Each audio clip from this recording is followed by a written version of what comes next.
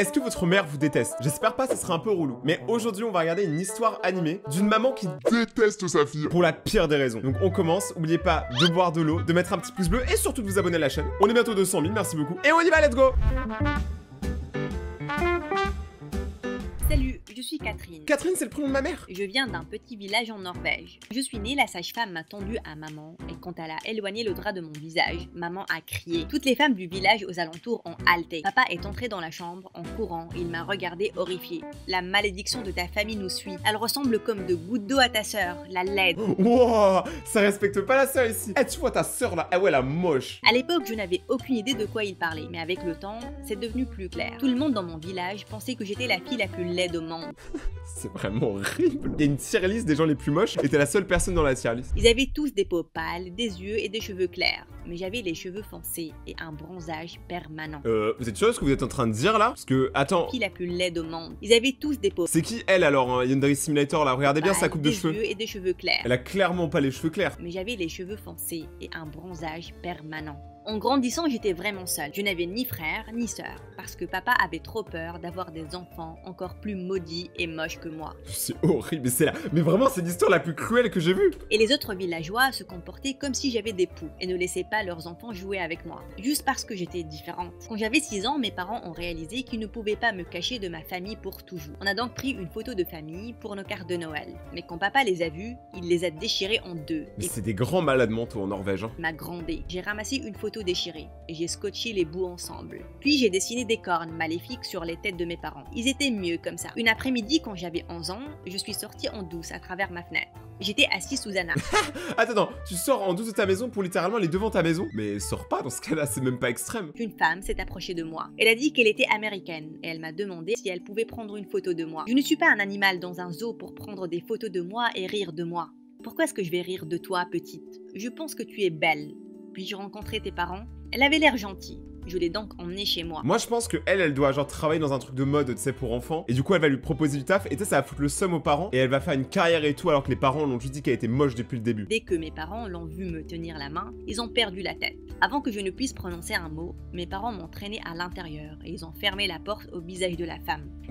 La femme américaine est revenue une année après. Et cette fois-ci, elle a emmené un avocat. Elle s'est présentée en étant Betty. Et elle a dit qu'elle aimerait m'adopter pour m'emmener aux États-Unis avec elle. Je ne C'est pour l'adopter? Ça veut dire que, genre par exemple, il y a un enfant qui marche dans la rue, tu peux essayer de l'adopter? Ça s'appelle pas du vol ou du braconnage? savais pas où est-ce que c'était exactement, mais n'importe quel endroit, loin de ma stupide chambre, était bien. J'ai sauté dans ses bras et j'ai dit oui. Mes parents ont sursauté, ils ont dit non. Pourquoi est-ce que je ne peux pas y aller? Vous ne m'aimez même pas. De ouf, pourquoi vous voulez la retenir? Vous lui dites toujours qu'elle est moche. On m'a immédiatement tiré pour m'enlacer très fort. N'importe quoi, tu es la prunelle de mes yeux, Catherine. Oui, tu es un fardeau pour nous, mais je ne pourrai jamais t'abandonner. Betty a sorti une grosse liasse d'argent de son sac. Est-ce que ça peut vous aider à changer d'avis? J'ai pas compris dans l'oreillette. Abandonner ma fille? Ah mais bien sûr que oui, je le fais tous les jours. Mes parents se sont précipités plus rapide que la lumière pour rassurer. Ça c'est pas des parents, c'est des faibles. Quand on a atterri à Los Angeles, il était clair que Betty m'aimait vraiment. Elle m'a emmené dans des cafés incroyables, des spectacles et des parcs d'attractions. Mais à chaque fois qu'on sortait, je remarquais que les gens me regardaient bizarrement. Je me sentais triste. Donc tout le monde ici, mis à part Betty, pensait que j'étais laide aussi. Elle a embauché un tuteur spécial qui m'a appris l'anglais parfait en moins de 3 mois. Pourquoi on va en cours d'anglais toute notre vie s'il y a un pélo qui peut débarquer en 3 mois et nous gère ça? Peu de temps après, j'ai intégré la 4e. Premier jour à l'école, je recevais les regards habituels. Mais puis, quelque chose de totalement inattendu est arrivé. J'étais entourée par tous ces enfants et ils me disaient des choses gentilles. J'adore ton beau bronzage. Je pourrais contempler tes yeux pour toujours. Ah mais voilà, en fait ils sont tous amoureux d'elle. Ça te dirait un rencard ce soir? Waouh, tu ressembles à la princesse Jasmine. Attendez. Est-ce que j'étais vraiment belle ici? Plus tard la même journée, une belle fille que j'ai vue dans ma classe m'a rattrapée dans le couloir. Catherine, n'est-ce pas? Je vais t'appeler Kat. Bienvenue dans cette école poubelle. J'ai le meilleur groupe ici et tu peux te joindre à nous. Il y a ça en France, on est d'accord. Ça existe les meufs populaires et tout. Mais genre aux États-Unis, c'est vraiment genre une petite secte, tu vois. T'as toujours la best bitches qui s'appelle Barbara ou Jessica qui gère toutes les autres. Ça existe. Je ne rigole pas, je connais plein de gens qui ont habité aux États-Unis, ça existe. Tu es belle. Je suis Stella, et rapidement je traînais avec les filles les plus populaires de l'école. Après avoir été mise de côté toute ma vie, ça faisait du bien de savoir que les gens voulaient devenir amis avec moi. Mais j'ai rapidement découvert que c'était difficile de tenir la cadence avec elle, parce qu'on ne se ressemblait pas du tout. Tout ce qu'elle voulait faire, c'était traîner dans le centre commercial après les cours, et acheter encore plus de vêtements, de chaussures et du maquillage. Une fois, j'ai voulu aller dans une librairie, et elles m'ont regardée comme si j'étais une bizarroïde. Une fois quand je suis arrivée à l'école, j'ai trouvé Stella et les autres rassemblés autour de Léa. Elle pleurait et quand j'ai demandé ce qui était arrivé, Stella a murmuré. Le papa de Léa a perdu toute sa fortune. Elle est genre vraiment pauvre maintenant. Pauvre chou.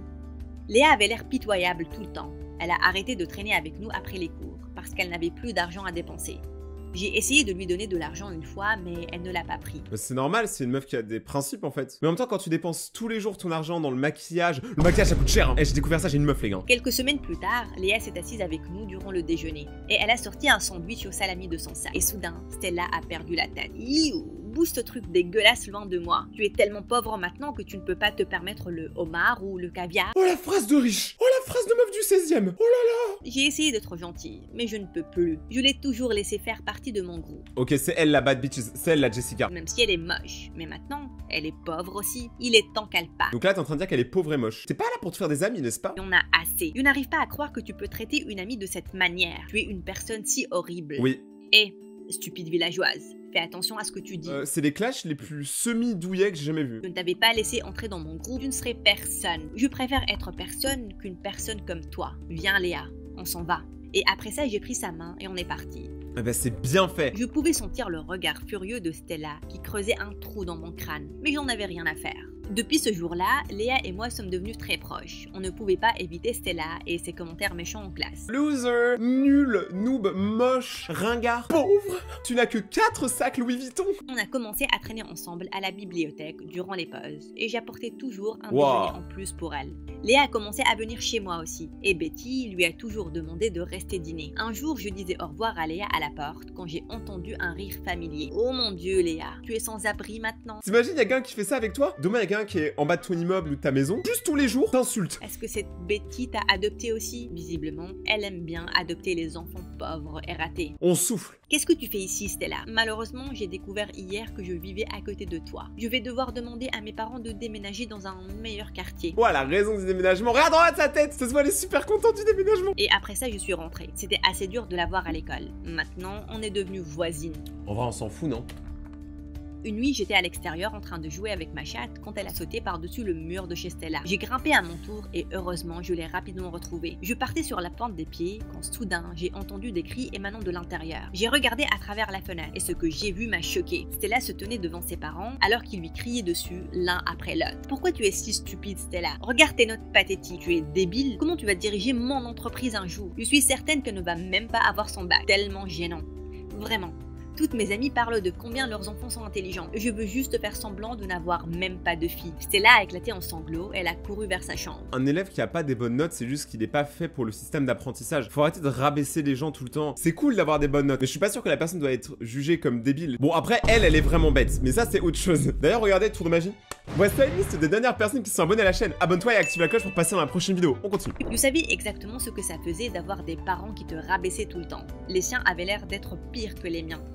Le lendemain en cours, je voulais raconter tout ce que j'ai vu la veille à Léa. J'ai donc gribouillé un mot et je le lui ai donné. C'est là que Stella a levé sa main et a dit « Madame, Catherine vient de donner un mot à Léa. » Oh non. Non, non, non, non. Pourquoi vous le dites pas à la récré entre vous? Alors là, il va se passer un drame, je suis pas prêt. Elle a battu sur Léa comme un faucon. Elle a arraché le mot des mains de Léa et à mon horreur, elle a commencé à le lire à haute voix. J'ai vu quelque chose d'horrible hier. Ses parents la traitaient comme de la poubelle. C'est quoi l'histoire? Je me suis tournée vers Stella et son visage était devenu blanc. Wouhou! Ce n'est rien, madame. Je suis désolée. Mais c'est là que Léa s'est levée de son siège. Oh, je vais tous vous raconter l'histoire. Vivre pour les caméras. I live for de caméras. Le mot ne dit pas de nom, mais Kat me racontait comment la princesse de notre école, Stella, se fait traiter par ses parents comme un déchet. Imaginez ça, elle se dandine en pensant contrôler l'école, mais ses propres parents la détestent. Je ne pouvais pas croire ce que Léa venait de dire. Tout le monde fixait Stella. La sonnerie a retenti, elle a couru dehors en pleurant. Oh, je commence à avoir de la culpabilité là, c'est pas ouf. Pendant que tout le monde sortait en chuchotant, j'ai rattrapé Léa. Comment as-tu pu faire ça, Léa? Je t'ai raconté un secret et tu l'as raconté publiquement. D'ouf. Léa m'a regardé en colère. Tu as oublié comment elle m'a traité au pire moment de ma vie. Je suis tellement déçue. Et après ça, je suis partie chercher Stella. Elle a raison. Je suis entrée dans les toilettes des filles et j'ai vu ses pieds sous la porte des cabines. Stella, je sais que tu es ici. Peux-tu, s'il te plaît, sortir et me laisser m'excuser? La porte s'est ouverte et Stella m'a regardé avec des yeux furieux. Comment oses-tu venir chez moi et espionner ma vie privée? Tu fais Et pareil. puis, Tu dors devant chez elle. De quoi tu parles, meuf? Tu te comportes comme la meilleure personne de la planète. Mais tu n'es qu'une grosse hypocrite. Stella, je l'ai découvert par accident, je te le promets. Je n'ai jamais eu l'intention de le raconter à tout le monde. Je suis vraiment désolée. Et on a plus de choses en commun que tu le penses. Mes parents étaient mauvais avec moi aussi. Je sais ce que tu ressens.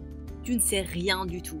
Et tu ne me ressembles pas du tout. Tu vas payer très cher pour ce que tu as fait, Catherine. Il y a que le temps qui va arranger quoi que ce soit là. Pas attendre longtemps pour voir quelle revanche elle me réserve. Ou un plus gros Je drame. travaillais sur un modèle compliqué de turbine depuis des semaines pour le prochain concours de sciences. Quand je suis allée au labo, j'ai trouvé tout mon modèle éclaté en pièces par terre. Même si j'étais furieuse, je ne voulais pas dire que c'était Stella.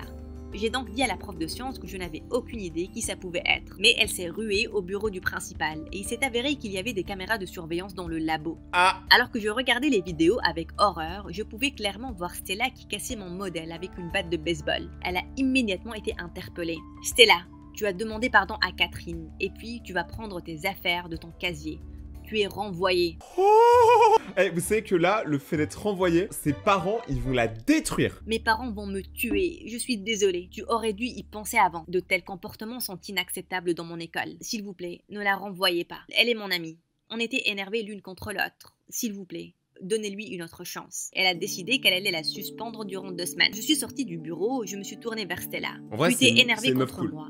Tu as eu ta revanche. Appelons ça une trêve. Si je pouvais, je détruirais ton projet encore une fois. Je te déteste. Tu sais quoi, Stella? Je pense que tu te détestes.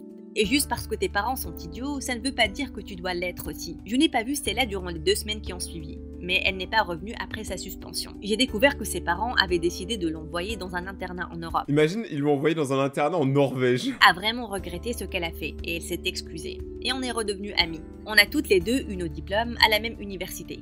4 ans plus tard, je travaille maintenant en tant qu'assistante sociale dans une agence d'adoption. Je veux aider les autres enfants à trouver des foyers et des familles où ils seront vraiment aimés. Exactement comme j'ai été aimée par ma mère adoptive.